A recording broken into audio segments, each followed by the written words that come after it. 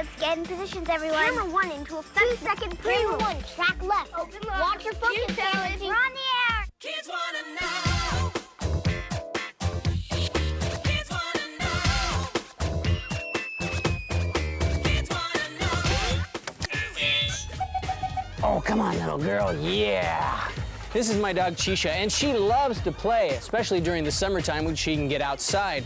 But during the summertime, it gets awfully hot. We're gonna show you guys how you and your pets can beat the heat. There's no doubt about it, pets love to play. Give me the ball, give me the ball, give me the ball. No, give me the ball, give me the ball, give me the ball. Give me the ball. We're still working on this part. Whether it's chasing a ball, chasing a feather, or boxing with humans, dogs and cats love to run, jump, and have fun, just like you and I. And just like you and I, they can get hot, too hot. In fact, because they're closer to the ground and have fur, they can get dangerously overheated. Your pets may react differently to the temperature depending on their fur. Is it short or long, or is it light or dark in color? The darker the color, the more heat is absorbed. Pay close attention and you'll learn about some of the danger signals and what you can do to keep your pet cool with a little help from my pets.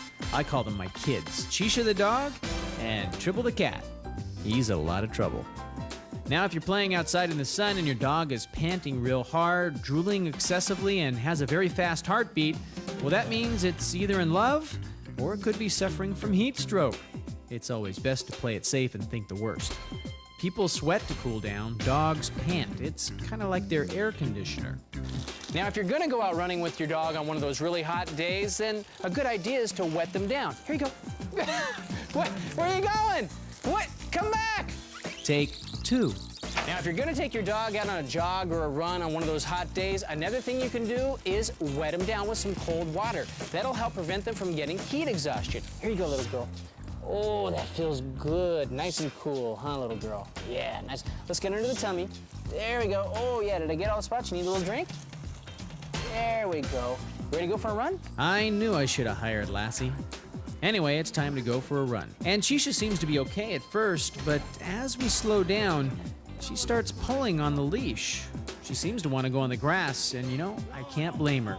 On these hot days, the ground can feel like a hot pan cooking bacon. But instead of the food, it's your pet's tootsies. Yeah. You see, you and I have a big advantage over dogs and cats. We have shoes that can protect us from the hot asphalt and the hot ground, but all they have are little pads right here that are soft and very sensitive, and they can get hurt when they're running on there. It'd be kind of like if you and I went out running and all we were in is our bare feet. Huh? Summer heat can get trapped in asphalt and concrete, and dogs and cats have sensitive paws. So if you have to exercise them on those surfaces, it's best to do it in the early morning or evening when it's the coolest. And you should remember that the extreme heat makes life even worse for dogs and cats that are overweight or have health problems. Get it. Good girl. Now, a park is a fun place to take pets, but even here there are things to watch out for, like slides. They're made of metal, and I think we all know what it feels like going down a hot slide. Yikes! All the pet has to do is brush up against it, and that could hurt. And sandboxes are fun to build castles in, but the sand can get too hot also. Same goes for taking them to the beach. And the one thing that drives me absolutely crazy is when I see dogs sitting in cars and their owners going shopping. The windows rolled up with no air coming in. It could literally feel like an oven in there with temperatures rising to way over 100 degrees. And if you want to know how hot that asphalt gets, Cheesha would rather go back in the hot car than stand on the scorching ground. Now we know some of the problems, so what are some of the answers? The main one is cool water. You know, it's not even a bad idea on those really hot days to stick about 3 or 4 ice cubes in the water so that it keeps it nice and cool. Then you want to go find some good shade for them to stay in. Put the water right near the shade so they know exactly where to go when they cool down. Spray bottles and water bottles are also helpful for wetting them down or giving them that gulp of H2O that makes them feel better. Or what about a good old-fashioned drink from the hose? If it's good enough for us, it should be okay for them. Just make sure you let the water run a few seconds. The water that's been trapped inside the hose from the last time it was turned on has been heated up by the sun. Another thing you can do on one of those hot, scorching days is lay a towel out on the grass or on the ground in the shade and then water it down with cold water. That way the dog or the cat has something to lay down on that's going to stay cool for quite a while. And just a reminder that Cheesha and Tribble are professionals. We made sure that at no time they were ever in any danger of heat stroke or burns. After all, I love my kids. I'd never want to see anything bad happen to them.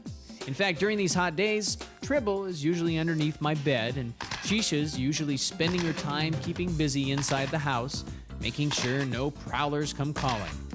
Great watchdog, huh? Hey, and remember, keeping cool isn't just for pets. Now, if you're wondering what a good way for humans to stay cool might be, well, Cheesha's gonna help me with that too. Cheesha, you ready? Kisses on the left, kisses on the right, kisses in the middle. Oh, thank you very much. That'll keep you cool. A little messy though. Thanks. Thanks a lot. Thank you. I said thank you. Okay, alrighty. Jiminy.